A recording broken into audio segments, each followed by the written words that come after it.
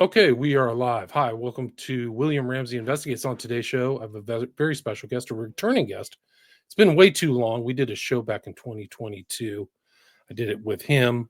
His name is Rick, Jennifer Carlson, and Roberta Glass of the True Crime Report. We went over kind of recent developments at that time in 2022 about what has to be called the saga, the West Memphis 3 saga. And it came to my attention that he's been working on a series, which he completed the fifth part, I think, and you'll see his YouTube channel. He completed the fifth part like a week ago or something like that. But it's really the best up-to-date version of the West Memphis 3 that you can find. So please go. I'll put a link to his YouTube channel. It is Burn After Reading, and some of the stuff looked very familiar to me, and some of the stuff was new. I tried to get through it, but it's about, I don't know, 8 hours of work. So some of the stuff like I knew because I published my book in 2012, and I've tried to keep up with things and keep going. But I'm glad that there's somebody else researching and doing it. And I know Rick is very familiar with the West Memphis 3 case files because I see them intersperse the pictures and the documents, actual documents like factual events from the court case and from the case files of the West Memphis 3. And he's titled it The West Memphis 3 for Dummies.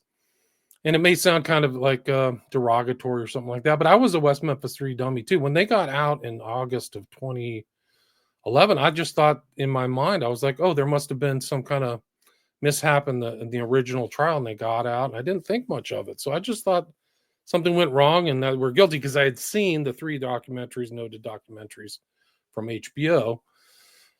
And I saw the first one and just thought, okay, they're guilty, and just went on with my life. But it took me a while to kind of look through the cases, and luckily somebody had posted all of the documents on Callahan 8K, which I think are still there in some iteration. I don't know if Callahan 8K is still available. I have copies of all the court files somewhere. But anyway, there's a lot to talk about, a lot of things. We were talking in the pre-show to go over some of the confusing. There's a lot of confusing things in this case. So if you're confused and there's some things you're vague about, this is like the perfect time to ask somebody, an expert. If you're on Rumble or X, ask a question, feel free, or go to Rumble.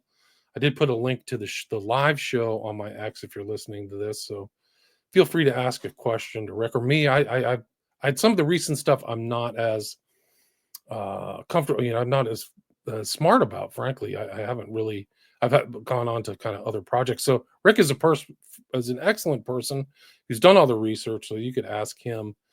But we were talking the pre-show. There's a lot of confusing things. Did buyers do it?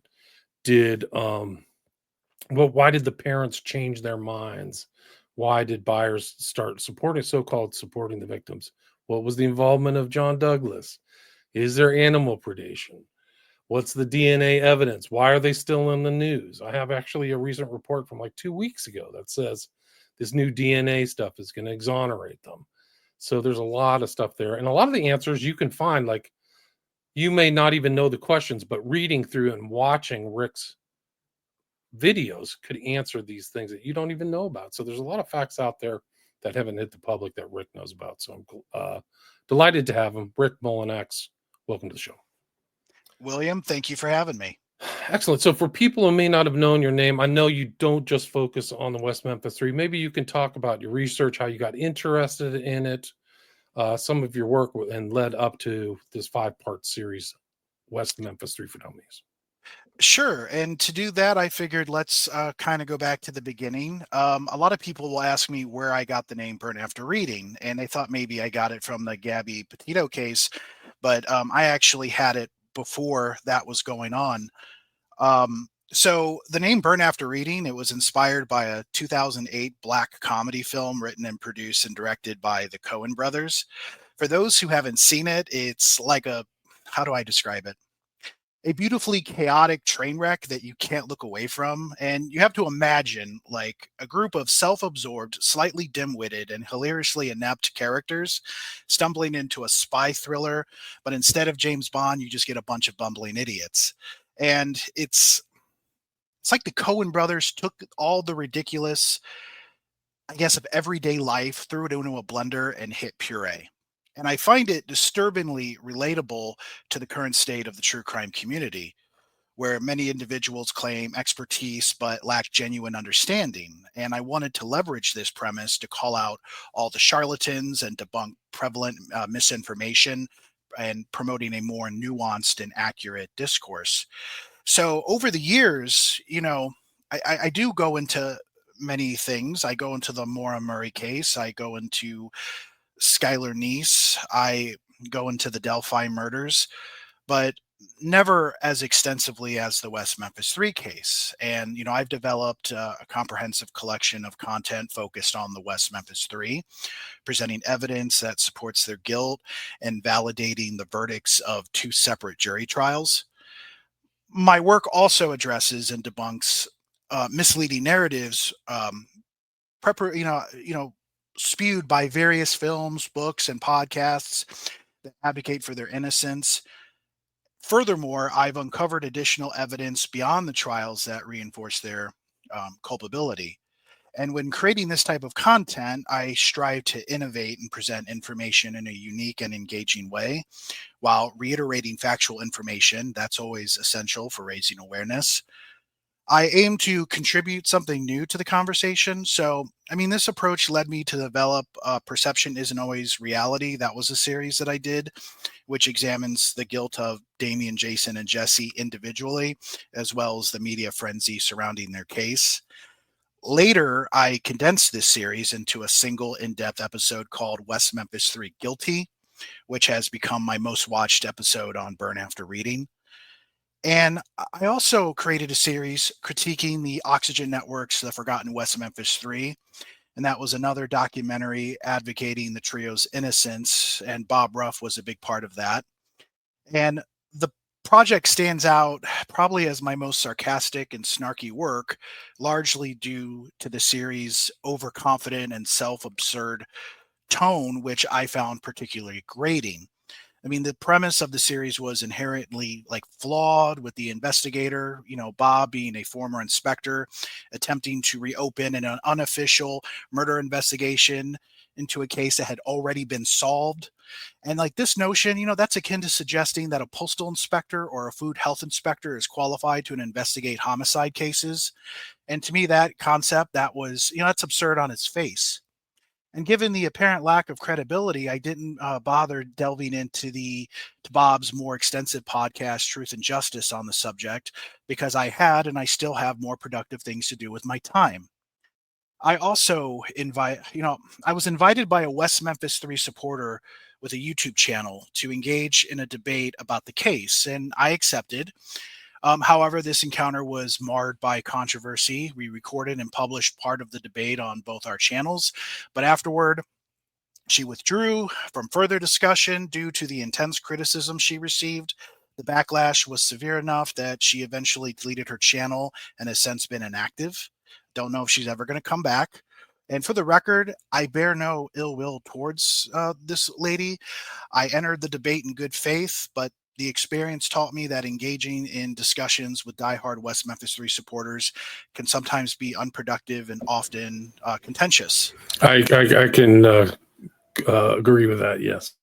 Yeah. And so as a result, I've decided if I'm ever going to get involved in another West Memphis 3 debate, I would like it to be something that's more like a panel, like having the best of the best on the guilt side versus those who are fairly known and well known on the innocent side. And if we're going to do it, let's do it that way.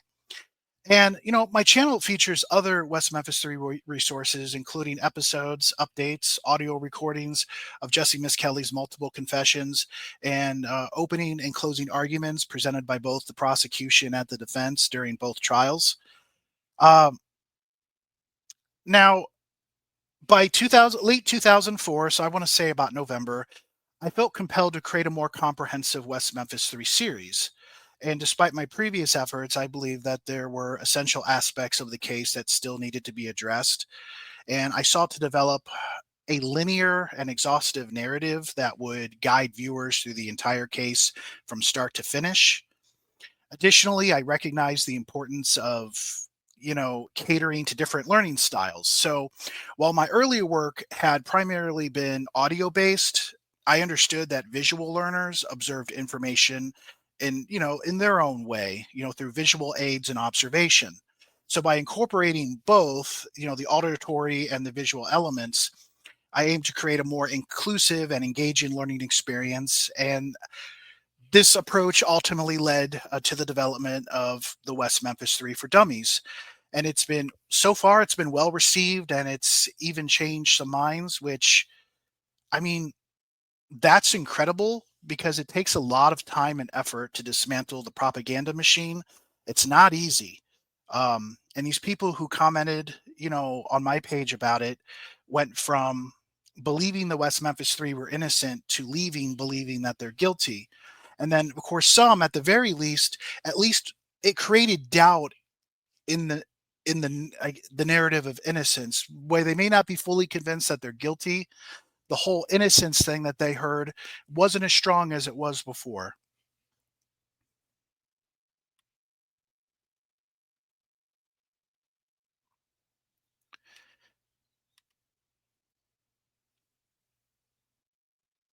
And please let me know if there's anything else. No, you okay there? I mean, you just dropped off a little bit. Oh, no, sorry.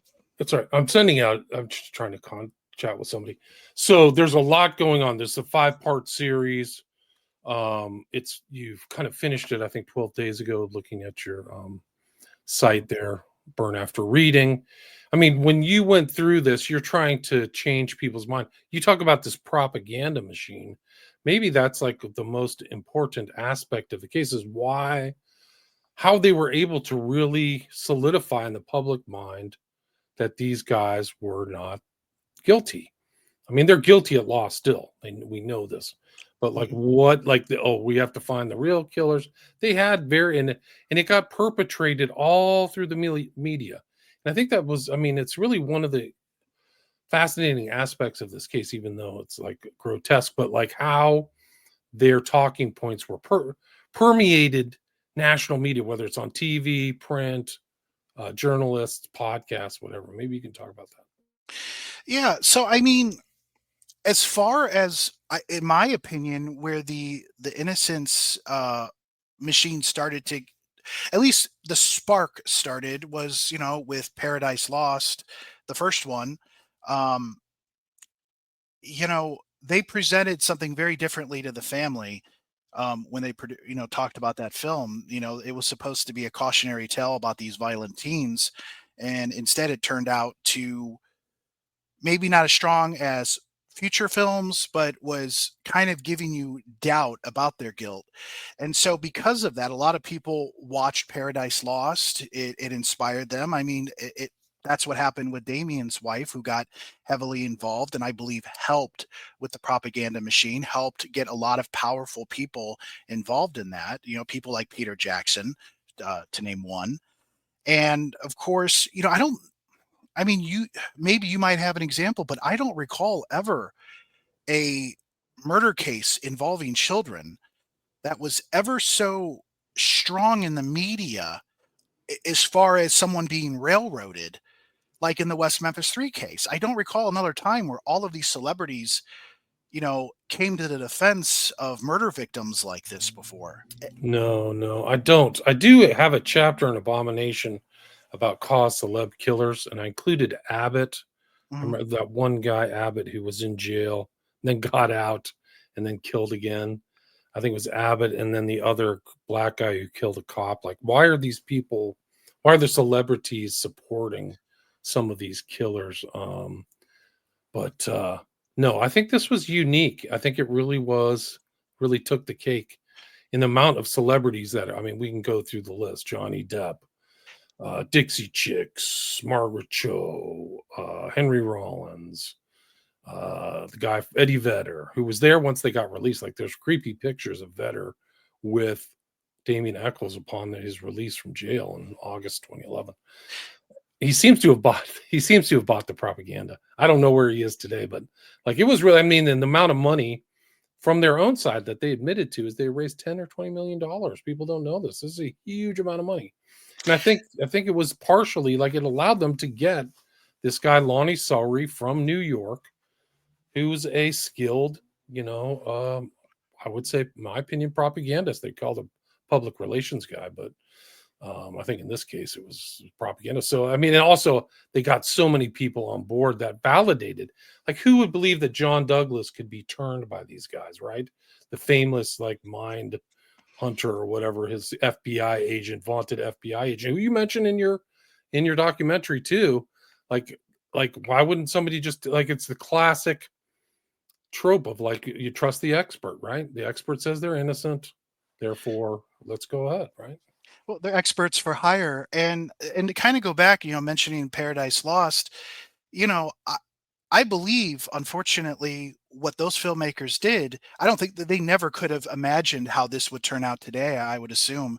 But they wanted to create an interesting film over a truthful film. So they wanted to create something compelling. They wanted to give something for some, people to talk about, and it worked better than I think they ever could have imagined.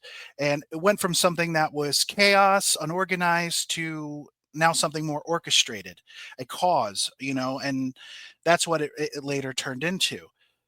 um Right. I mean, it's incredible. And it really, I mean, Douglas himself, so it's there's all these paid experts who show up, whether in court or out of court, for the West Memphis Three, like big names, like Spitz, right? Or Spitz was his name. mhm. Spitz, yeah. Spitz, Warren Spitz. yeah. Like, he was the one who like promoted the animal predation theory, right? He was the first one I remember talking about it, especially, the fact that he thought maybe a large dog or cat somehow, and I want to be very sensitive when I say this, dislodged the bodies from the water, thrashed them about against trees, and then somehow the three children somehow magically made it back into the water. That's ridiculous on its face. And then, of course, later the aquatic thing came about of maybe some kind of, turtle, snapping turtle, alligator turtle, or maybe something else. And and Douglas, I'm glad you mentioned Douglas again, because as I was discussing the Paradise Lost, it's like, we don't think people don't want to believe that these people aren't willing to do things for money. If someone Right. is willing to give you, a decent amount of money, people got to pay the bills. People got to pay their mortgages. People, and it's not like these people are poor, but it's like, but more money you have, the more comfortable you are, or so it would seem. And so John Douglas, he put together a profile. This was a custom profile intentionally put on Terry Hobbs. There's no ifs, ands, or Right. buts about it. And he's done this in the past before. And I actually go into that in Delphi After Dummies. And so, you know, and then to go back and say, well, Damien, Jason, or Jesse had no violence in their past, or they didn't Right. have any disruptive family life. It's like anyone that even does half their research would be like, how this is supposed to be one of the most famous FBI profilers, and this is what you come up with. So he custom profiled it for the defense, for Right. Terry Hobbs, to help create doubt, and that's really what it was. It's just create doubt and put it in the court of public opinion. Try to make it so annoying that the state of Arkansas never wants to deal with this case again. Right. And it worked. I mean, his involvement helped to get their release. There's a picture of Douglas and Eccles together. I'll see if I can find it. It's really disturbing, but like, you can see the FBI profiler believes West Memphis Three are innocent. This is before their release. I don't know if people know this, but I wrote an article about it. And you're right. He just got everything wrong. Like, it's astonishing. It's like one of these heads. You're right, but they will do and say what they have to say for the coin, the expert for hire. And it's a real disgrace. And he was also, for people who don't know, he kind of has bungled other cases. I think he bungled the Green River case too, right?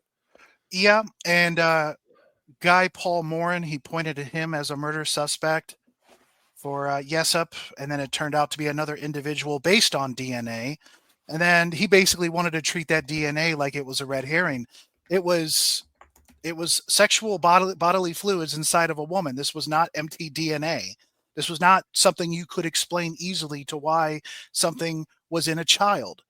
Um, So so that one he doesn't want to admit to. And then there's others where he admits to the blunder and he corrects it, and I give him credit for that. The only thing I agree with him on his profiling on the West Memphis 3 was that he actually places the murder there, where other, before that they want to try to take the murder outside of the woods, put it somewhere else, and then um, they want to state that it was a dump site. So I'll at least I'll give him that. It was that he puts the murder there and that it feasibly couldn't have happened anywhere else. And Occam's razor, it happened where the boys were last found and where the boys were discovered. So I'll give him that. Right. I mean, and one of the things that is confusing about this case is how does Pam Hobbs and how does Mark Byers change their opinion? And I write in this book, I mean, it's in my book and it's in this article, is that Douglas traveled to the city of West Memphis in 2007 to, quote, interview, unquote, family members. Douglas met with Pamela Hobbs, mother victim Stephen Branch, and imparted to her his theory of the case. And this is him writing. This is not me writing. This is Douglas. Quote, by the time I left, Pam no longer believed the West Memphis 3 were guilty of the murder of her own son. That's dark. That's Douglas. That's Douglas. And it's a misuse of trust because, John Mark, he tells a lot of stories and, his sincerity on some things I question, but that's opinion based, not fact based. But anyways, you have John Mark Byers, you have Pamela Hobbs, and an extent other parts, family, Todd Dana Moore, Terry Hobbs, Melissa was gone at this point. They all listen to this guy, believing, there's some kind of, credibility. And that's probably what Pam and John Mark Byers saw was credibility. And I think John Mark Byers was so sick and tired of getting pounded on, which was by his own doing, by acting like a clown in the films and literal paid clown, like they're paying him money. People don't know that. And it's not that other family members have never been paid for their participation. It's usually what they believe the participation was for in the first one. At this point, John Mark Byers knew what his role was. So, so a lot of that browbeating was kind of self-induced. Not that anyone should ever threaten or harass. I mean, going to their home, like no one should ever do that. I don't care, even if they are their own worst enemy on that, but it does invite it. And if something can be invited, and maybe, I don't know, maybe John Mark Byers was naive to think that it couldn't, but I think after a while he was basically done being the scapegoat and was glad to put that on someone else. But then again, how serious was John Mark when he was literally threatening to kill Terry on the anniversary of the murders? I mean, so does he truly believe this? He really may have believed what Douglas said. And I just think Pam, it's like she's listening to someone who thinks is an expert on the case.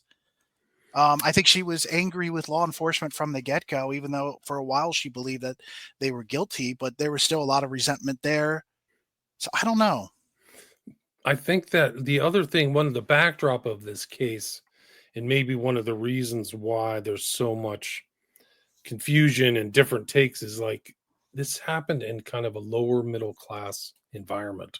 And the parents were not super sophisticated. I don't think any of them had a college degree.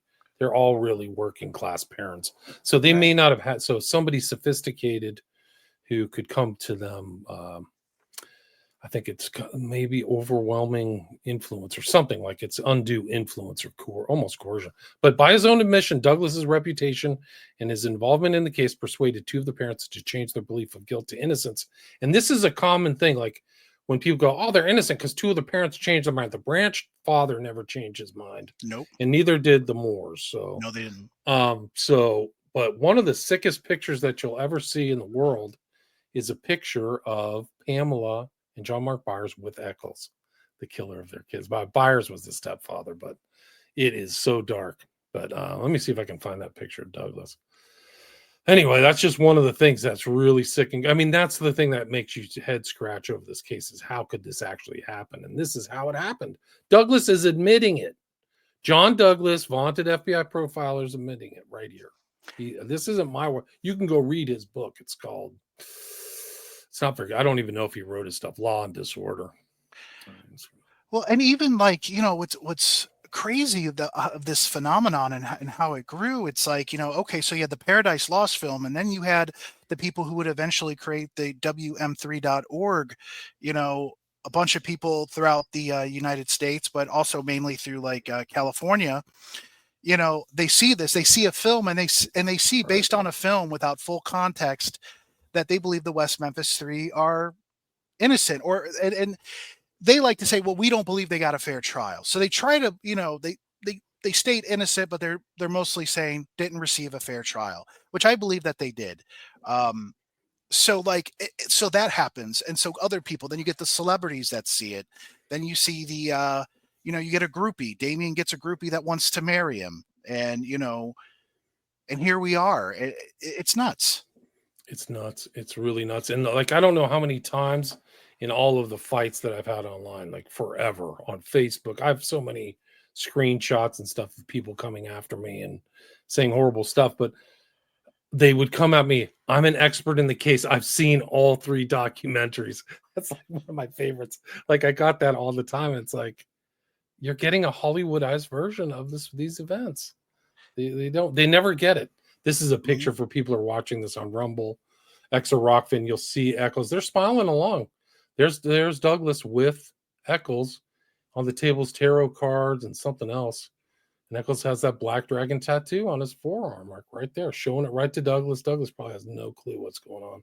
And Douglas, I mean, he's a Hollywood guy, right? Like, didn't he consult in Silence of the Lambs, if I'm not mistaken? I don't know. So, he gets involved in these Hollywood, either movies or TV series. And I think it's a guy who, I mean, thank you for serving in the FBI and hopefully solve some good cases. But, I think this is a guy who's evolved into something where it's just, give me money, I'll tell you what you want to hear. And, you do these consulting to these films or TV series, you feel self-important. And I just think it's a guy with, he's, like I said, he's just for hire. It's like, give me money, I'll do what you want me to do. I'll say and do, and like literally going out to convince the parents. Like, it's super dark. Like, there's a lot of stuff happened underneath the surface. We can talk about Devil's Knot too, if you know about that, and Yeah. her involvement. Like, a lot of people don't know this, but Eccles and his wife gave up their rental storage unit. They didn't give it up. They stopped paying it. And some guy in Arkansas bought it and found all of his books and all this stuff. But there was a proof copy of Devil's Knot in that rental unit that he bought, which means that there was some connection between Mara Leverett and these two prior to the publication of Devil's Knot, the so-called book of record, right? Do you know that? Are you aware of that? Like, this is incredible. So, yes, like I believe it was either on your episode or I believe it was on Ed Opperman's. Yeah, I talked to Ed. We talked to the guy who bought, when I was working with Ed. We did a lot of good shows on the West Memphis 3. We talked to the guy, and I talked to the guy who bought that storage unit. Like, if you watch those shows where like people bid for storage units, he was literally one of those guys, and actually sent some of like, I mean, he told me there's some really dark stuff in there that he sent back to Eccles and his wife. But also Eccles wrote a lot of stuff in there where he says, I am the devil. A lot of porn, stuff like that. So doesn't surprise me. Yeah. But one of the other people, the guy who was Jack Underweger, was another celebrity, celebrity killer. I don't know if you remember him. He came to the US and killed people. He's from Vienna. But the other guy was Jack Abbott. I don't know if Jack Abbott wrote a book called, he was supported by, he was In the Belly of the Beast was his bestseller. He was supported by Norman Mailer and Christopher Walken and Susan Sarandon. And then he got out and killed other people. Yeah, not familiar with those. The other guy, I forgot the black guy's name who killed the cop, but like,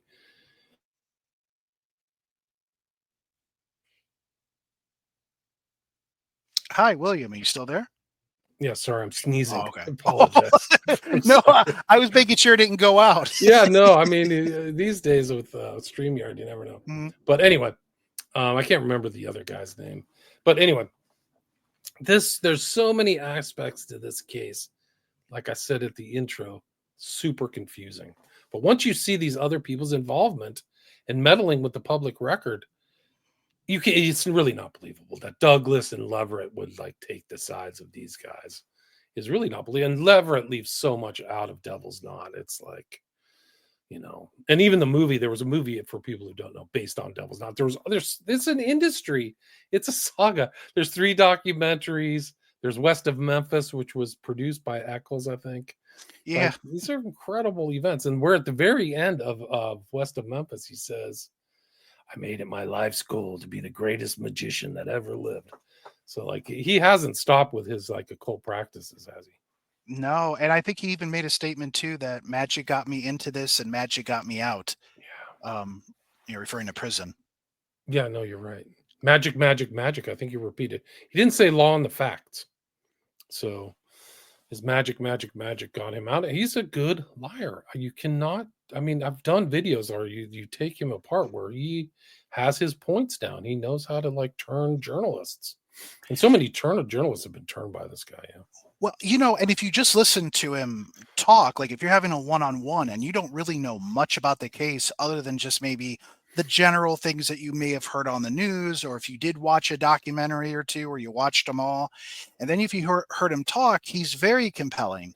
But then when you realize the facts of the case, like for example, like he told Larry King, oh, I live 10, 15 miles away from West Memphis. I know in Marion's not 10, 15 miles away from West Memphis. I say Marion because he occasionally stayed with Dominique, but of course he lived in West Memphis, I believe he literally lived in the apartments across from the Robin Hood Hills when he was younger. Yes, when he was younger, so he was very familiar with that area. He always leaves that out. Like literally, the apartment looks out to Robin Hood Hills. Well, and this is what's crazy. He leaves it out, but then writes about an almost home that he remembers looking beyond there at night and the creepy feeling that he has. So he's such a pathological liar or a habitual liar that he can't keep his story straight. So it works in a vacuum. So like if you're talking to someone that doesn't know you or doesn't know much about you or your case, you can have that conversation. You can be very compelling. If you're just a viewer watching television, you don't know really anything about this case and you're just hearing him, or watching him give an interview. I agree. He's very compelling. It's just once you start to learn, like just all that stuff evaporates. Yeah, I've never seen anybody go from I know they're guilty back to innocent. Like maybe there's one, but everybody goes from, oh, I was told they're innocent to like, oh, these guys are guilty as hell. And Eccles is constantly lying. Like I can actually say that, like I could be actionable, like, but I know he's lying. I can prove it in a court of law. Like this is easy. He's left out so much stuff. Like it's incredible. Constantly baloneying these people. It's crazy. Right. And people have a different criteria of what proving guilt is. In some people's mind, they think it has to be DNA based, and that's not true. That's like about 10%. I don't know if that's increased since, but about 10% of murder trials is decided on DNA. And then you have others, much like the Delphi murders and then the West Memphis 3 case, where you have a lot of circumstantial evidence that's involved, the totality of evidence. Not one thing in its own right convicts them, but once you put the puzzle together, you start to get the picture. And people confuse beyond all doubt, beyond reasonable doubt. Yes. And so there is a standard in trial.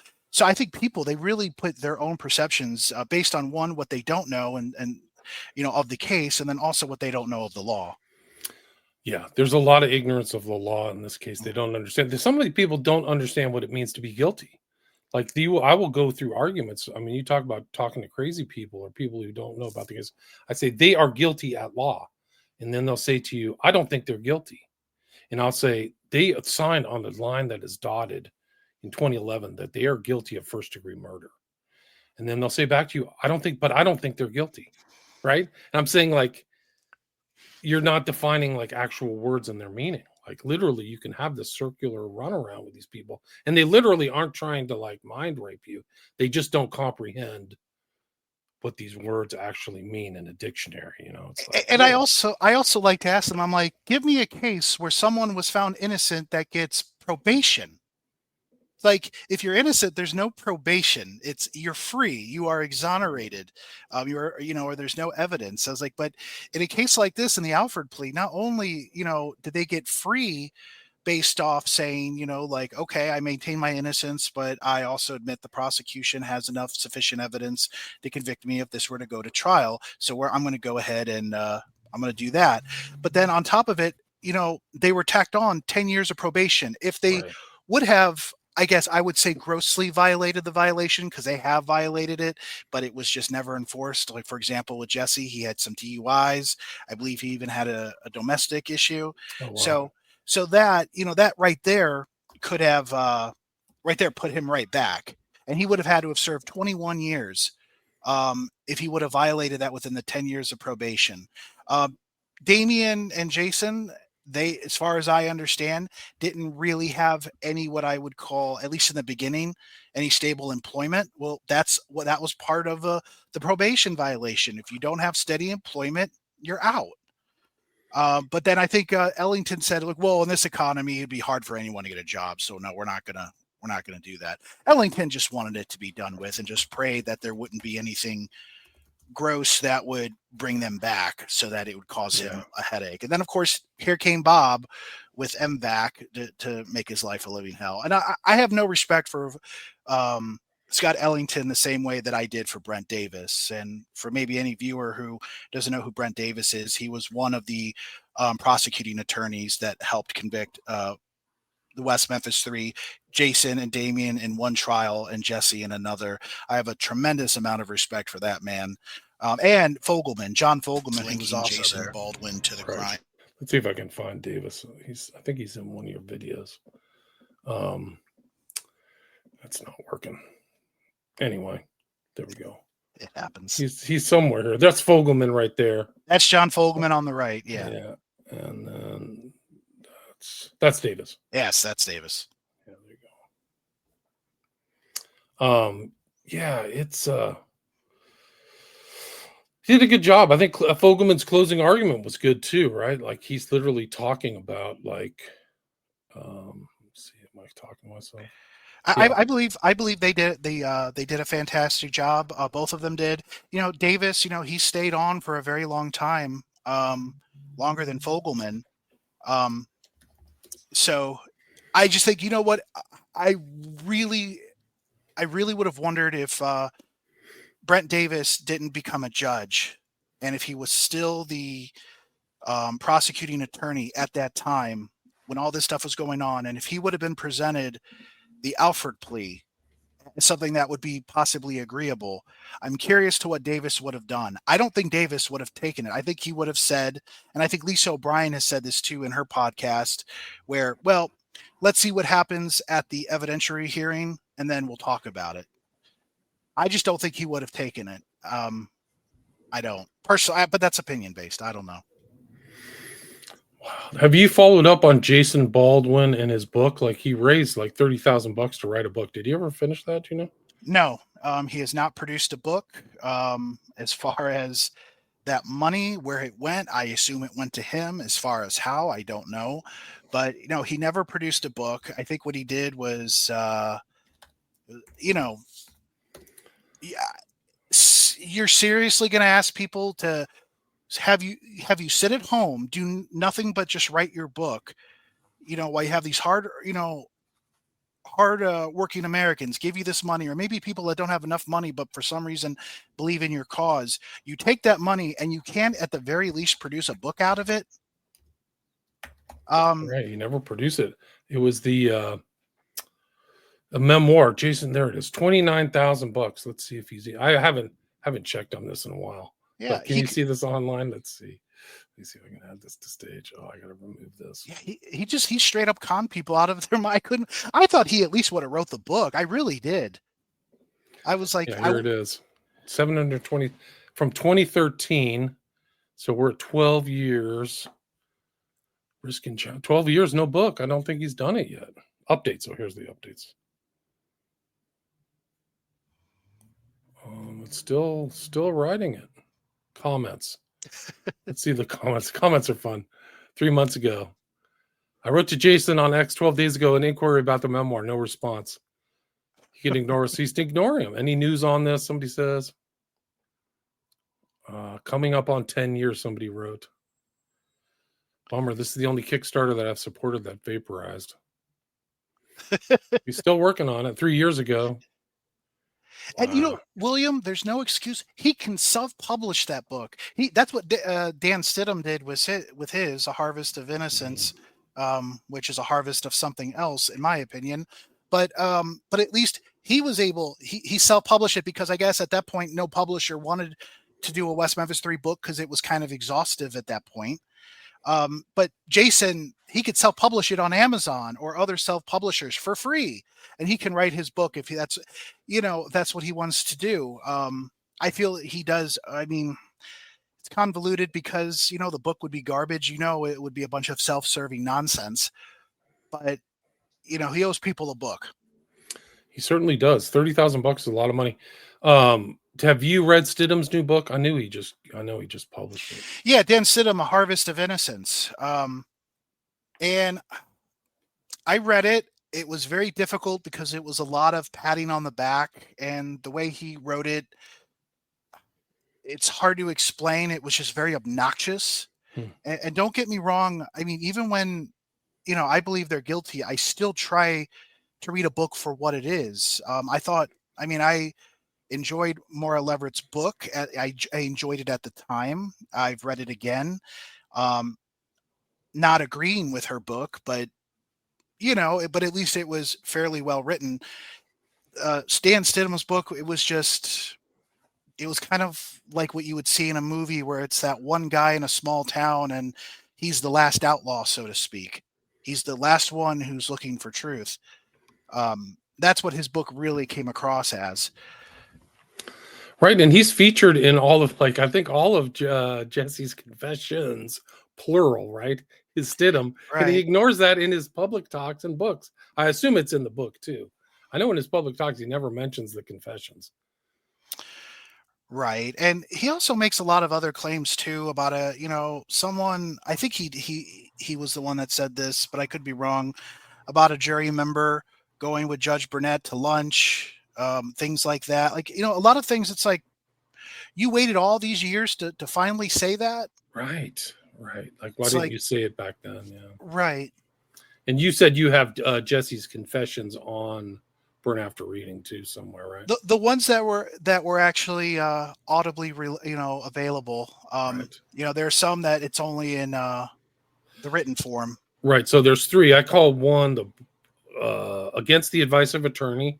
So he does it against the advice of Stidham, and then the One Hand on a Bible in the presence of Fogelman and Price, I believe, and Stidham. Like, nobody ever mentioned. This is the omissions. These omissions are the greatest form of lie. Like, it's incredible that they're left out. That's what people don't understand. Well, and people, will say like, oh, well, Jesse just wanted to confess afterwards because he wanted to, reduce his sentence. And they act like the reduction would have been so significant that where it's like, of course you're going to turn. But all they did was remove the life sentence, but it's still 40 years.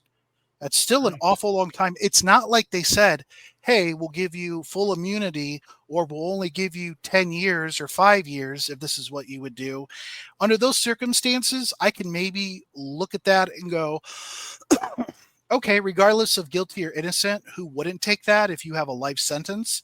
But there were so many things in the one thing in Jesse's confession you cannot run away from is the fact that he said that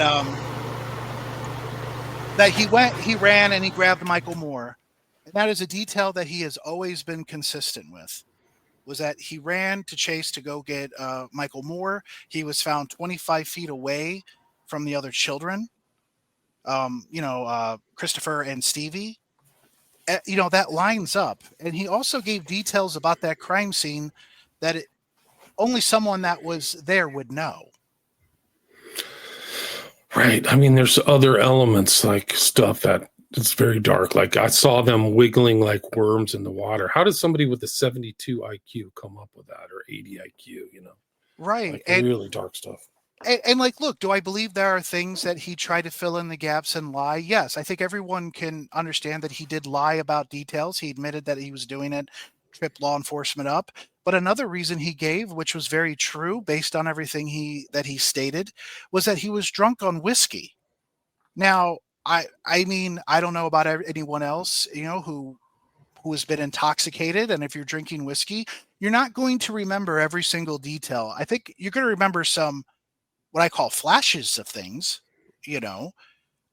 For example, when you see children getting beat, or if you're participating in that, you're going to know. But are you going to know every nuance to it? No, but he knew enough that was compelling. And I mean, it compelled the jury that found him guilty. That was information he gave up. It wasn't anything fed by law enforcement. They didn't say, hey, Michael was found further away. Why don't we tell him, that he went and he chased him? Like, it's ridiculous and it's absurd. He also, put the knife in Jason's hand. He correctly identified who was cut, either on the face or, the bottom half. I had someone like criticize, they didn't say it was his genitals. They said his bottom. I'm like, again, but you're talking about a kid who is not the smartest kid in the world. I will agree with that. Jesse is not a very smart individual. He's street smart. But but he's not like completely incompetent. And also, why is it, if the police were so easy to make him falsely confess, why did it take so long for Dan Stidham to convince him to, go with the whole low IQ, I was coerced by the police? Nobody wants to talk about that. Oh, Dan Stidham says, oh, well, because he thought we were cops. No, he didn't. Jesse did not think that Dan Stidham or Greg Crow were cops. That's absurd. Yeah, it's a total joke.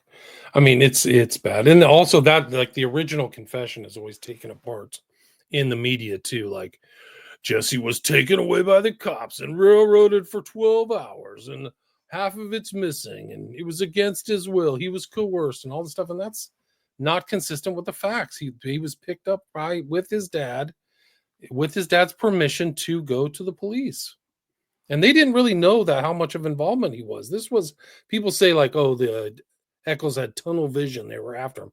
They suspected him right away. His parole officer said Damien Eccles is possible, the thing, but they didn't have enough evidence.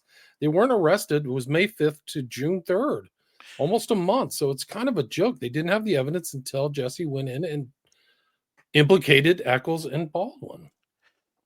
Absolutely. Like, I mean, with Steve Jones, they always act like that was with him and Jerry Driver. There was this paranoia, but look, Damien did not do himself any favors. Even if he embellished things that he told Jerry Driver, he said them. He told that to him. And so when you literally sit there and say, we're going from animal sacrifice to human sacrifice, well, why wouldn't anyone pop up and go, ooh, he talked about this? Maybe we should look into him. I mean, I would think it too if it was that closely identified. But it wasn't like Steve Jones just pulled it out of the air. That was from Damien's dumb mouth. Right. Just, I mean, some of the darker aspects that are in the court files are just off the charts. Oh, and also, and also what you said about Jesse. You're right. They did not bring him in there thinking that he was a suspect. They just thought that maybe he could provide something valuable because they were interviewing a lot of people. They didn't sit there and try to point the blame to everyone that came in. Some of those people failed at alibi. Some of them didn't. They didn't just take whoever failed the alibi and said, bam, he did it. If they really wanted to get someone, they could have got those kids that were interrogated in California.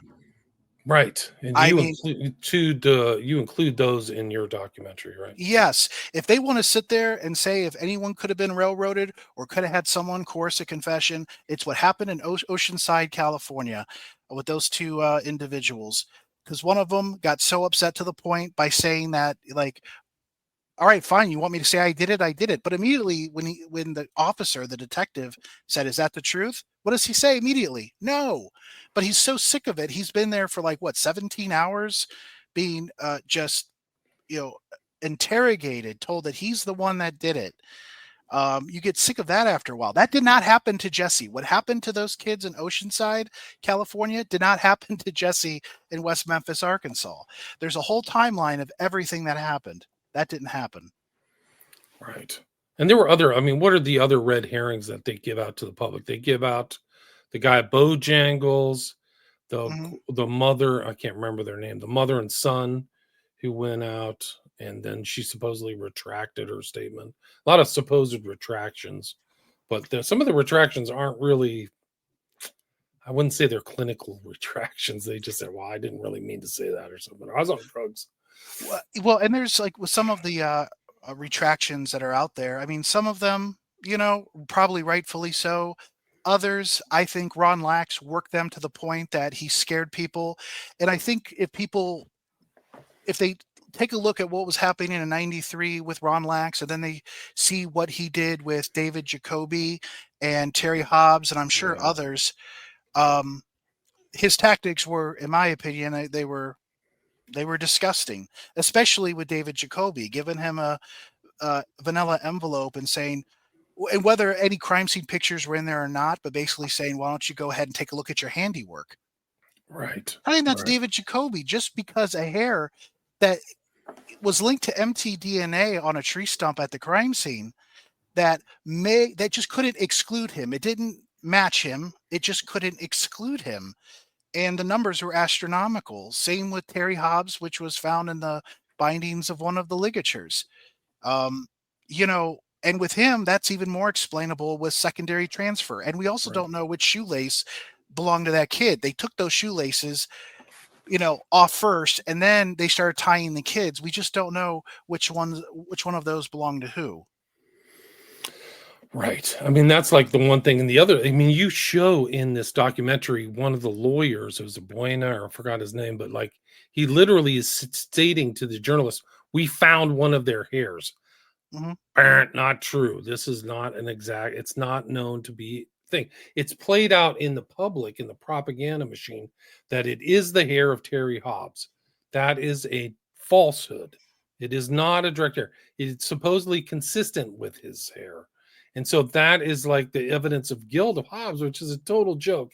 And it's total CSI effect phenomena where everybody has to find guilt because of DNA, and this is it. And it's part of this kind of zeitgeist we're in, where people watch a lot of TV crime shows and stuff. Right. And William, let's hypothetically say for a moment that those were the hairs of Terry Hobbs and David Jacoby. Okay, you're not convincing me. One, they were in those woods searching, so David Jacoby's hair on the tree stump would make sense. As far as Terry Hobbs, again, even though it was found in the binding of a ligature and like one of the knots, I believe, allegedly, okay, all those kids played at each other's homes. Right. There's nothing that would not indicate that his, a fragment of a hair would say anything. It doesn't. And so and even Thomas Fedor, the West Memphis Three's own expert on this type of thing, said it's incredibly weak evidence. This is not something you could take to trial and say oh, Terry Hobbs is the guy. Now, what the defense tried to say was like, well, what we're trying to say is that at least that hair fragment was found that couldn't exclude Terry Hobbs, but there was nothing there that could include Damien, Jason, and Jesse. And even that's not true, because in certain mixtures of DNA, there's a combination of numbers that could not technically rule out Damien, Jason, or Jesse. I mean, is it conclusive? No, but it's not anything that they can rule them out. So they're being very choosy with their wordings. With the hair, yes, they can absolutely say that those two hairs you cannot connect to the West Memphis Three. That is absolutely true. But there's other DNA that you can't exclude them out of either. Right. I mean, it's obvious. I mean, you have to take the next step in the analysis is why are they focusing on this hair and putting it out in the public? Because that's what the public believes. And once you kind of work your way through this analytical steps, you go, they're obviously doing this to propagandize people, to make them think. Like that should be your conclusion. What if you want to say beg the question or elicit the questions? Ask why this so-called hair is proffered to the public, because they're trying to win in the court of public opinion. I have a full chapter about the court of public opinion in my book, and because that's it. And what can the court of public opinion do? Well, it can make them enraged by injustice of the court system in Arkansas and law enforcement. And so what do you end up doing? You end up donating money. because you want to, what you perceive to be innocent men who are being railroaded, you want to send out money. So it isn't just money from celebrities that are coming in. You have people all throughout the United States who all of a sudden see an injustice and they want to take party to what they think is to right or wrong by getting them out. And so they can lie to the court, to the public. Now they can't do it while they're in trial. They can't do it at a hearing. If they do, they're going to get caught easily. But see, they can do that to the public. They could sit there and say, "This is Terry's hair." They could do that in the public. They can't do that in court. Right. So, but the whole thing is transference of money. Transference of money. Influence, outrage. People donate, and you could do something with that money. I think that's one of the darker aspects of this case. Well, mind control is definitely an element. They're clearly mind raping people, and I don't use that word lightly, but also the kind of way that they undermine the court system. They're almost Roberta Glass kind of turned me onto this case and looked at a different aspect of this whole innocence fraud movement, Serial and all this other Innocence Project losers and all these other people. But this is like another assault on the criminal procedural process. I mean, it really is. And those people like, oh, it's so corrupt and evil.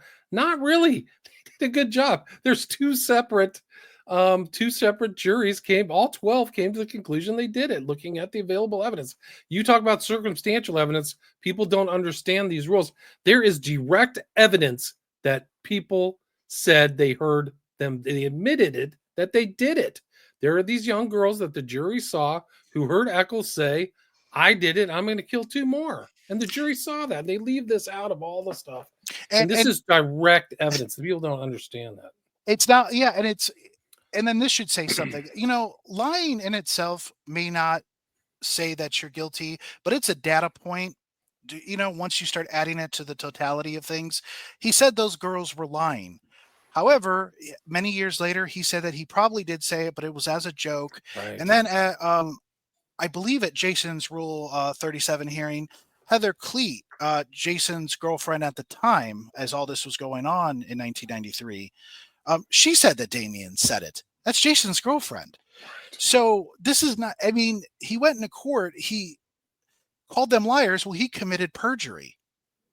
Of course, that doesn't mean anything nowadays, does it? No, it doesn't. But he lied. He lied, in a court of law, said that it never happened. They are liars. But we now know today, without any questions, that yes, he did say it. Now, he could sit there and say that he did it as a joke, and people could believe that it was serious. And the jury weighed that. And I think he was going through a manic phase at that time that he felt invincible. So yeah, he'll sit there and tell people. He'll tell people that he did it. Is he going to tell the cops? No, not going to tell them, but he's going to tell other people that he did it. And he's told so many other people too. It wasn't just the girls. People heard him at the skating rink talking about it. Right. There's a video of him at the skating rink with Miss Kelly. So we know they're in the same place at the same time. That videotape was taken between May 5th, 1993 and June 3rd. It was kind of like a hidden camera video. Like there's all kinds of stuff. Yeah. But yeah, they all have admitted it, right? Didn't it somebody there's an affidavit of somebody who heard Baldwin say it in jail and said he's a very dark figure, I think. This is after, and obviously Jesse just couldn't stop confessing. Yeah. There's weird responses too. Like even in Paradise Lost, like weird responses of Eccles in front of his lawyers. And these are videos taken of him like, oh, no more beer, right? So like this actually kind of corroborates what they were supposedly doing on the day of the murders, which was drinking beer, right? Right, because Damien and Jason, they brought beer. And one of the bags I think is interesting too. I forget the name of it, but Gary Meese actually talks about it in one of his books, where the bag was oddly enough from a convenience store, which I believe was next to Damien's dad's job in Memphis. So from that convenience store, how it ended up there, and then it ended up at the crime scene. It wasn't anything that was brought up as anything very relevant in trial, but I still think that was interesting. Right. That it would just come from a place that was right next door to Damien's dad's place of employment. and that it would end up there. My opinion is that beer was probably concealed in that bag. Yeah, I think you're right. Yeah, so it's just like there's just so much information they've overlooked, and there's so many things. But like I've included some of these statements to the police, so much dark stuff, like the leaving of the pig's head on somebody's porch. People are terrified of them at night. I mean, they're just running around, and just like there's so much confirmation now after these trials. They can never go back to trial again because there's so much additional information, like the post trial confessions of Miss Kelly if they go back in. But there's this, I mean, it's still going on. I literally was doing some research today, and there was a video of like there's a possible new DNA testing in the West Memphis 3 could get them released. Like what's going on with this whole like M wave testing or whatever and the exoneration. So it's still this whole farce is it's gone on for 32 years. It's unbelievable. Yeah, so they're hedging all their bets on the MVAC system, and it's a DNA collection method. It extracts DNA, like it kind of vacuums, like it sprays water and it vacuums everything, and it brings it in, and it's supposed to be better than your typical swabbing method for DNA testing, and perhaps so, but it doesn't come without its faults. But to kind of go over like everything that happened. So like, okay, Bob Ruff in his podcast and his film brings up the MVAC thing. He asks the West Memphis 3 if they'd be, if they would be interested in retesting with this method. Damien and Jason said yes. He had to chase down Jesse to the point that Jesse, I think, just told him whatever just to get it to leave him alone. As you know, Jesse does not desire the limelight of this. Right. So he takes it to Scott Ellington. It's like, yeah, so we want to test this evidence with this new technology, as if Scott Ellington was just going to be like, oh, let me just hand over all the evidence to you. Let me know how that goes, because clearly you don't have a stake in this. Clearly there was legal procedures, and a long story short, it ended up going to court in June 2022, and a Crittenden County Circuit Judge, I think Tanya Alexander, I believe was her name, she denied the request, citing that since Damien was no longer incarcerated, he wouldn't seek such relief under the state law. And then in a surprising turn of events, less than 2 years later, the Arkansas Supreme Court reversed the lower court's ruling in April 2024 with a 4-3 decision, remanding the case back to the circuit court. And even today, I find that decision perplexing, as it highlights the interpretation of laws can be influenced by judicial decisions rather than a comprehensive understanding of the legal context. And it's not that it's not unheard of. It happens all the time. To me, it's just frustrating how you can have these judges and they're interpreting the law differently. How is the law not the law? How is it not easy to interpret? And in the majority opinion, Justice Karen Baker, she wrote, it's undisputed that Eccles has been convicted of a crime, and as a result, he is entitled to seek relief pursuant to Act 1780. And in the minority opinion, Barbara Webb said, the majority's decision obliterates any sense of finality in our criminal justice system because their interpretation of Act 1780 means anyone convicted of a crime, regardless of whether they're in state custody or not, could seek DNA or other scientific testing, even if it would not prove their innocence. And before I go on, I should probably summarize what Act 1780 is. Okay, good. Yeah, so it's codified under the habeas corpus chapter of the Arkansas Code, permits individuals convicted of a crime to seek DNA or other scientific testing to demonstrate their innocence using new technologies that were not available during the original trial. So in this instance, there is MVAC, which is, I mentioned before, the wet vacuum DNA collection system. And to properly explain it, the collection solution is sprayed onto the surface while at the same time being vacuumed off the surface. And it's supposed to be a better way of DNA evidence being collected. Now, going back to Webb's opinion, so she argued Eccles was not entitled to habeas corpus relief because he's not in state custody, and DNA testing would not prove his innocence because his first conviction didn't rely on DNA evidence. And we talked about this before, that, you know, a very small percentage is decided by DNA evidence. And so Webb wrote that the jury was presented with evidence that Eccles knew facts that weren't public knowledge, and multiple witnesses testified that Eccles confessed to the murders. And we just talked about a great example is the softball girls hearing the confessions.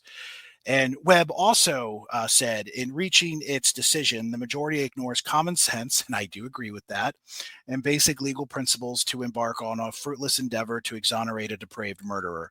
Their decision only serves to reopen old wounds for the victims' families and the West Memphis 3 community. And additionally, Webb argued that Eccles is not entitled to habeas corpus relief because his guilty plea constituted his trial, and his conviction is not subject to collateral attack. And in the final quarter of 2024, Damien, announced on X that DNA testing would commence shortly with results expected in December. However, this timeline proved to be inaccurate. And so in January 2025, this threw me for a loop because I thought that this would still have to go back to the circuit court where they would have granted it, but I still thought there had to be a legal procedure. Apparently not, because in January 2025, the Byers family, which I believe is predominantly the brother of John Mark Byers, released a statement expressing gratitude towards prosecuting attorney Sonia Haygood for her decision to conduct DNA testing on evidence related to the murders of Christopher, Michael, and Stevie. But Damien later stated on X that DNA testing was scheduled to begin on February 25th of this year, but he said the testing had been postponed or canceled with no new date set. And I've emailed Sonia Haygood several times just to basically find if certain context of what's going on is true or not. She has not responded, but I just want to make sure it's like, okay, are you guys really the ones who are stalling this or what? Because, well, for number one, I would say even if they are, I think there's more important things they need to do. They need to solve actual unsolved crimes versus crimes that have been solved many years ago, over 30 years ago. But we're only getting context from one side. You know what I mean? And so I wish there was more transparency with the state prosecutor, but she's probably busy. She probably has more to do than to talk to someone who runs a YouTube channel.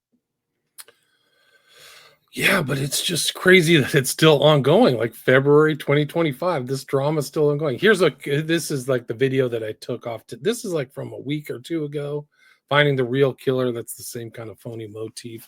But this is John Mark Byers. This is the stepfather saying in the public, this is super, to somebody who doesn't understand the mechanics of this case, this probably confuses the daylights out of them. Listen to this. Memphis 3 were innocent. They're innocent. They did not kill my son.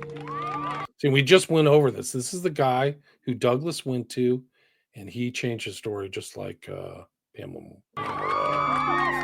Hobbs. And this is wrong, what the state of Arkansas is doing to cover their ass. I want true justice, and now we'll never know. I mean, I thought there was going to be a... So even the journalists don't understand what's going on behind the scenes with Douglas. So they're probably just going, why are these guys changing their stuff?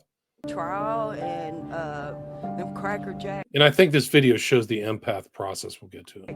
Police officers and attorneys. There's Hobbs.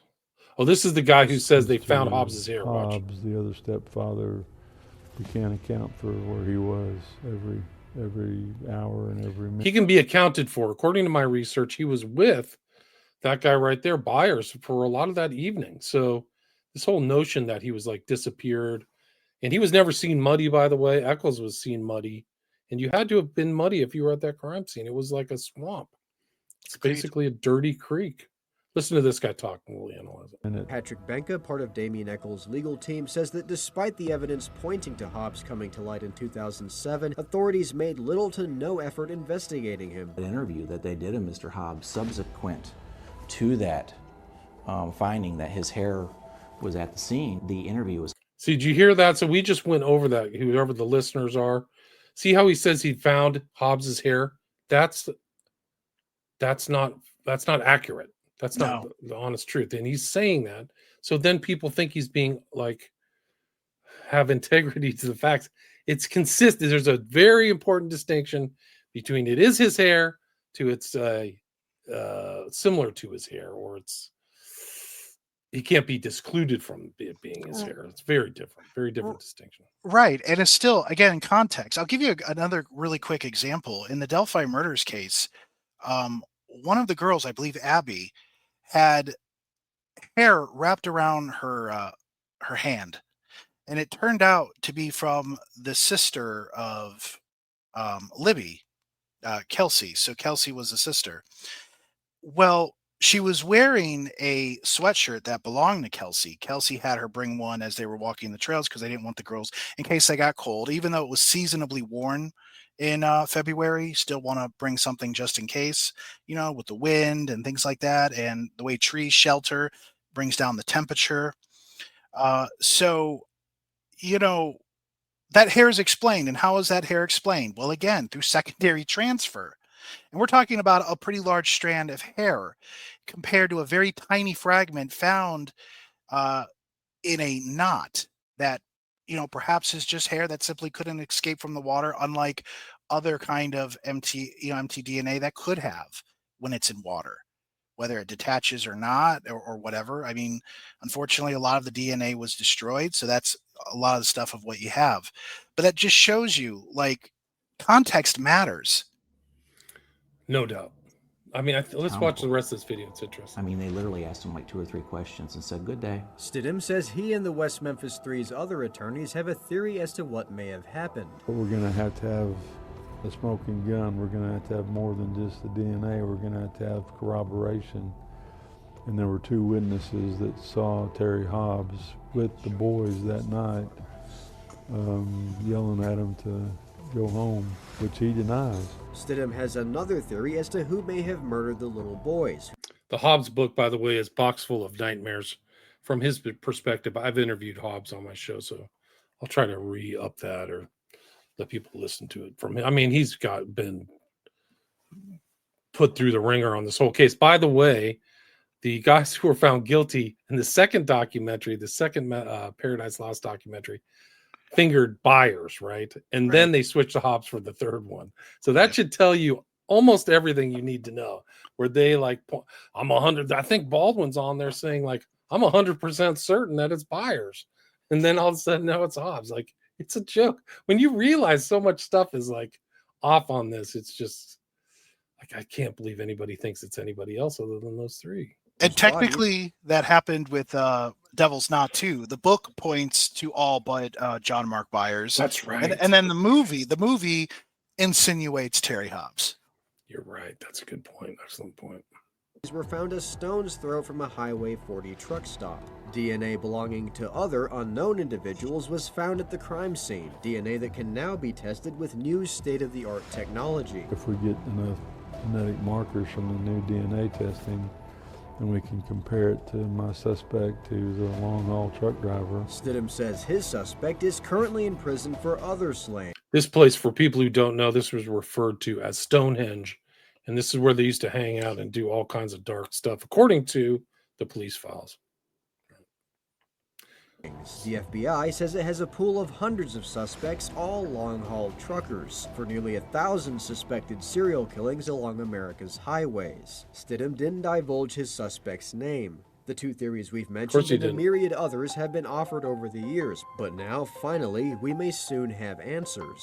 In April this year, the Arkansas Supreme Court approved new DNA testing in the case, ending a 2-year legal battle fought by Eccles' lawyers to get the green light to retest DNA evidence previously thought to have been lost by the West Memphis Police Department. The DNA will be tested using the MVAC system, an advanced instrument that can actually extract minute particles from inside fabric. Eccles' lawyers will use it to extract DNA from the shoelaces that bound the 3 murdered boys. They're going to go in there and literally unknot those ligatures where they know that those skin cells are tucked in that fabric, and then they're going to extract them. I think there's no question that we're going to find out who tied those knots. Benka says results for the new DNA testing will come back early next year. If it can determine who tied the knots, the West Memphis Three may have a chance at the exoneration they have long fought for, and the real killer may soon face justice. I'm a full-time judge and I can't get involved in the actual defense, but I'll resign my judgeship immediately if we were to get a new trial. That is Andrew Mobley reporting for us. For more on this, It's just never going to end, man. I mean, and you talk about re-victimization too. Like the parents just must, like the Moors and all these people who are still around, just must find this just out of their, crazy, just absolutely crazy. And what I'd like to know, I'd like to know who's paying for this test when it does happen. Is it going to be the state of Arkansas, or is it going to be Damien's representatives? That's what I would like to know, because we don't want another 2011 where we have some DNA results that are cherry picked and they want to reveal what they want to reveal and omit what they want to admit. We don't want that to happen again.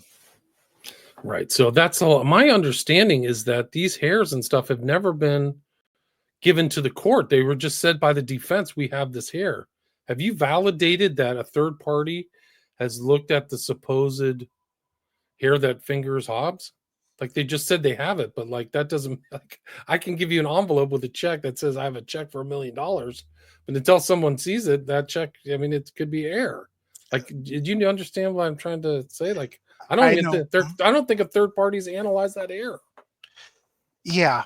Again, it's a prove it. It's like, I don't want second or third hand information. I want the facts of it. So, again, and also with this testing, it's a bold claim. I could be wrong, but I don't believe I am. I don't think they're going to find any evidence with the MVAC system. One of the things they say could be a deterrent for DNA testing is if something was in temperature or if it was in water. Well, we have evidence that was submerged in dirty, contaminated water for 17, 18 hours, if not longer. So I want to say it's about 17 or so hours. So it's been in there, and even at that time, it's warm in Arkansas, in West Memphis, Arkansas. So you have that to contend with. Now, some will say, "Are you scared?" No, I'm not scared. But also, what I am fearful of, and I am because they've done this before. Hence the Terry Hobbs, the mtDNA that can't be excluded from Jacoby or Hobbs, is that they'll pull something like that again in court of public opinion. Say they do pull out a DNA sample, which I don't think that they will, but let's say that they do. And so it doesn't really go to anybody. It's unknown. That unknown source could still come from anything and from anyone. The only exception I will make to that is, for example, if Dan Stidham's trucker theory is correct and they're able to identify it to a serial killer trucker who's in jail, then I think I would be stupid not to say, wow, I was completely off. I don't know how this other evidence exists against the West Memphis Three that it seems so clear and concise, yet this is on this. But I would have to call it for what it is, but I don't think that it's going to. But so they'll take an alien or a foreign DNA and they'll try to say that's exoneration. Or maybe a DNA that's an incomplete profile. Right. But they'll try to say, but you can't link it. You can't positively say it. So they'll use absence of evidence to try to exonerate Damien, Jason, and Jesse. Though there's other evidence. Again, that's the thing. You're making it a DNA case where it's not a DNA case. Exactly. You have first person. The Hollingsworth family saw Eccles at the scene of the crime. Muddy. Like, come on. Like, this is like other things. No, that's never been retracted. They're always looking for some kind of way out that doesn't actually address the in-court evidence. It's just always the same. Like that's the whole thing. If you keep analyzing it, it becomes more and more ridiculous. And these guys are in this whole thing. I mean, these are his lawyers. These are paid, like you talk about paid expert, that's basically a paid expert. These are not third-party statements from people. Like if Stidham actually got up and said, I thought Miss Kelly was guilty the whole time. He'd be disbarred. Like, people don't understand that. He still has a obligation to represent his former client. Well, right. And another very indicative thing of that is Professional conduct, actually. Yeah. when your client is saying, I did this, it is in your interest of your client to give him the best deal possible. Yes. Not, but him and Crow were saying, oh, but we think we're going to win the appeals. It's like, you don't believe that for 1 minute. Do you believe that? It almost seemed like Dan Stidham wanted to help Damian Eccles out more than he wanted to help his own client out. Yeah, it's crazy. I mean, you've done so much research, great research. People, check out Burn After Reading. I'll put a link to the YouTube channel. Is there anything you'd like to add? Anything I missed, or anything else you want to promote, or your other? I know you did Delphi and West Memphis 3. Anything else you'd like to add? Well, with the Delphi murders case, something I do want to mention with that is that that's another case that you cannot link anything based on DNA. You have to base it on witness statements, which included the killer himself. The killer placed himself at the crime scene when it occurred at those times. He placed himself seeing certain people that other certain people said that they saw a man like him. They couldn't identify them as directly Richard Allen, but a man dressed like Richard Allen. And Richard Allen said that he passed those same people. So those are not coincidences. So that, and also, sorry to interrupt, but didn't Allen say that on like the very beginning of the investigation? Like, we know the arrest took 5 years, but didn't he say, yeah, okay. Surprisingly, a day or two after, the picture of the man on the bridge came out. And so what I think was that Richard Allen probably got paranoid, said, they got me somehow on camera. He probably did not know that it was Libby who took which he saw a picture. He didn't know if that was a picture or a video, but he probably had no idea who took it, but saw it was there and wanted to explain himself, because what kind of guy goes and also when he did the interview, he didn't want to do it at his house. He didn't want to do it at the police station. He wanted to do it at a Save-A-Lot. I believe it was a Save-A-Lot grocery store. So he went there. He described himself virtually wearing the same clothes as the man on the bridge, who they call Bridge Guy. Claimed he was there at the exact time. Also explained, the people that he saw going by, and these same witnesses who they said, even again, though you can't point the face as Richard Allen, they claimed dressed as, and the guy on the bridge is the same guy that they saw. Hence, it has to be Richard Allen. And then later, when he was further interviewed, actually at a police station, he added another element. Now, he changed times. Conveniently, he changed times to try to distance himself from the crime. But he claimed that when he was there that day, he was on the first platform, and that he was standing on the platform looking at fish. And one of the witnesses, before the murders occurred, when she was doing her jog, her exercise, saw a man who she described as Bridge Guy, as the guy, as we know, a suspect of murdering Abby and Libby at that time. Richard Allen puts himself on that platform where a witness saw that it was him, and who she said was the same looking guy as the guy who was on the bridge on the picture, which later became like a couple second video, and now it's released. Now it's a 40-second video, and it also shows you how fast he's going on that bridge to get to the girls.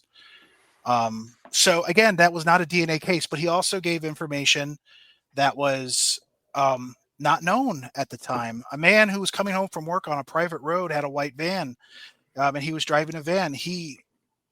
Allen said he was going to do, he was going to assault those girls at a certain point, but then a van was driving, and so he wanted to move them further away. And that private drive is right underneath the bridge, that eventually goes into a house. Right. Yeah. So, I mean,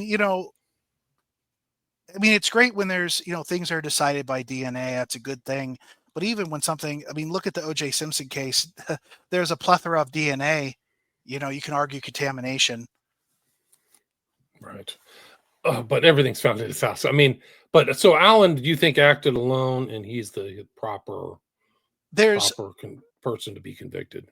There's nothing to me that indicates that someone else was there. Now, there's been some compelling theories. There's been some, like, initially when law enforcement was really looking at Kagan Klein, that was an interesting thing. I thought maybe, okay, Richard Allen was the guy who committed the murders, but maybe somehow it was connected to one of the phishing accounts for Anthony Shots under Kagan Klein. But now I don't believe that anymore. I believe what happened was that I believe Richard Allen wanted to do this for a long time. He probably canvassed at some point for a while to pick who he wanted to pick to do it. It happened to be that day. His wife was working. He was off. He didn't have to work. So you have a perfect opportunity to do it in a certain amount of time. You go and you hang out there. Not a lot of people are going to show up. And so you start to pick who's going to be your target.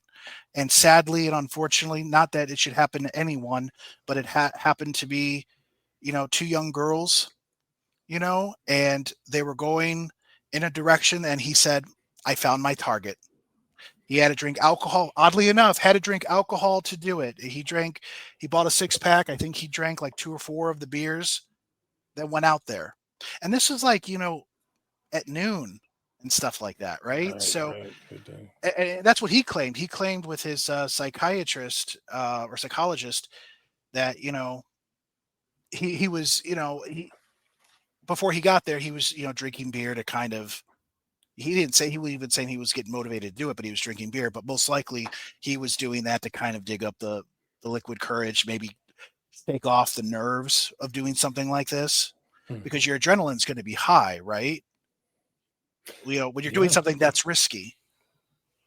Super high risk, I would say, to like abducting 2 kids, And I don't even know if his intent was to murder or if his intent was to, essay. I don't know any platforms that you might be. I don't want to get you demonetized. So I don't want to say the word, but I don't know if that was his original intent or what, because he covered himself up. Did something happen? And then after that van drove by, he panicked, but he also realized he couldn't leave those girls alive. So the attempt was there. The attempt didn't happen. He murdered them. And then, of course, the one similarity is that their clothes was in the water. There was a creek they had to actually go through to get to their side where he committed the crime. And then he undressed some of them, and some of this clothing was in the water. Not all of them, because Abby was dressed in Libby's clothes, which was weird, but it showed that at some point they were all undressed. It was a very weird thing. But I think it was just him. I'm always open to hear evidence that would suggest otherwise. I had a guy on who thinks that there's another innocent complaint for Allen, that he didn't do it, that it's somebody else, that he was coerced into confessing. So there's quite a few. Bob Mata is one of them. His dad was the one, I believe that was the lawyer for John Wayne Gacy, I believe. And so he was at the trial the entire time, actually sitting next to Richard Allen's wife, Kathy. So Bob Mata, he sees where the money is, this innocence thing. He gets, there's a lot of people out there that believe in that. There are people that believe in Karen Reed's innocence, which is absurd. And was it Brian Koberger? Is that his name? Yeah, Brian Koberger. That's the Moscow 4. Like, it's like, where are you guys coming from? Like, this is really becoming a thing. And it's is this a trolling experiment, or are you just this stupid? Even if you're not fully convinced, you have to look at some of that evidence and go like, man, I don't know. Like, that looks pretty guilty to me. And it's innocence, innocence until proven guilty. And that's true, but we're still curious people. We still hear and we see what we do, and we can change our minds as we go on, as long as we're not hurting anyone. For example, attacking people like John Mark Byers or Terry Hobbs, that, you're doing to them what you're claiming is being done to the West Memphis 3. Like, it's not right. And then there are people that believe that Ron Logan, the guy who owned property where the girls were killed, that she was involved. It's like, to go after him, that's not right. Or these people that they claim were Odinists. Right. And they may be Odinists, but they just didn't commit a murder, because the alibis are tight. Like, they couldn't have done it. Right. Yeah, it doesn't make sense. It may have been in some kind of network or some weird thing, but that doesn't mean that they were involved. I mean, yeah, that's a crazy case. I mean, do you think the occult aspects of the case are fake, or they're just made up, or what's your view? Like, I mean, with the Richard Allen case? Yeah. It's so funny because, we have the West Memphis 3 case, and we want to scoff at anything occultic related to that. But then with Richard Allen, the innocence movement embraces that. Oh, interesting. It's weird. It just shows like it's just how you're influenced. I don't believe that there is an occultic connection. Does that mean something can't come out later that could change my mind? Sure. I just need to see what that is. I looked at the Odinist thing. I looked at it very closely. Everything from pre-trial to the trial itself. Well, the trial, they couldn't even talk about that because they had to show a web of connection, the defense, and they couldn't do it. So, but they had their chance at the pre-hearing, and they failed. Even the experts that they put in there were very general and had no expertise even on Odinism to begin with. They took words out of professors out of context, and so it just completely hurt them. But like I said, yeah, there's nothing there to indicate it. Plus, they really went crazy with the defense that there were prison guards who were Odinists that were making Richard Allen confess. Yeah, there was huge filings. And again, all of it was proven to be rubbish. And like I said, the jury saw a lot of Richard Allen, especially in jail too, and they heard his interrogations, they heard his confessions to his. He confessed to his mother. He confessed to his wife. He confessed to the warden. He confessed to other people. He confessed to his psychologist or psychiatrist. I think it's psychiatrist because I think she was able to give him medicine, so that'd make her a psychiatrist. So confessed to him. And I'll say that they were so lucky they put him in that prison versus whatever jail, because I guess they couldn't protect him there. Because he gave to me what I consider to be one of the most outstanding, undisputed confessions of the case that even the police couldn't have known, that even the prisoners couldn't have known, or prison guards couldn't have known, or the warden. And that was that white van. No one knew about that white van and how important that was crossing by until Richard Allen mentioned it. Wow, and that turns out that, there is someone that drives on that private road that owns that van to this day. Right. Wow. So, great to talk with you. Yeah, go ahead. I was going to say, I'm sorry, and I'll wrap it up after this. Okay, sure. If they didn't have that, taking that to trial, Richard Allen may have been found innocent. It's a possibility because they would have to connect it purely on the timeline after that. And then, of course, the bullet that wasn't shot through. Right. Yeah, it was racked and it came out of the case. It came out, and so it was a bullet marking based on that. But it's very angel thin hair, like it's very razor thin, and it's some of the forensics of that can be, I guess, it can be contested. So I don't even know if that would have been enough. So they would have had to decide that purely on the timeline and the witnesses. And the first couple of days of that trial, it did not look good for the prosecution. I thought it looked bad, but later they strengthened things up, and those confessions that saved them, in my opinion. Wow. Rick, where can people find your stuff, your research, and your work? They can go on YouTube. You can go to Burn After Reading on YouTube. So put the @Burn After Reading on YouTube, or else it's just going to take you to the movie Burn After Reading, or the Gabby Petito thing where Brian's mother wrote Burn After Reading on a letter that she gave to her son.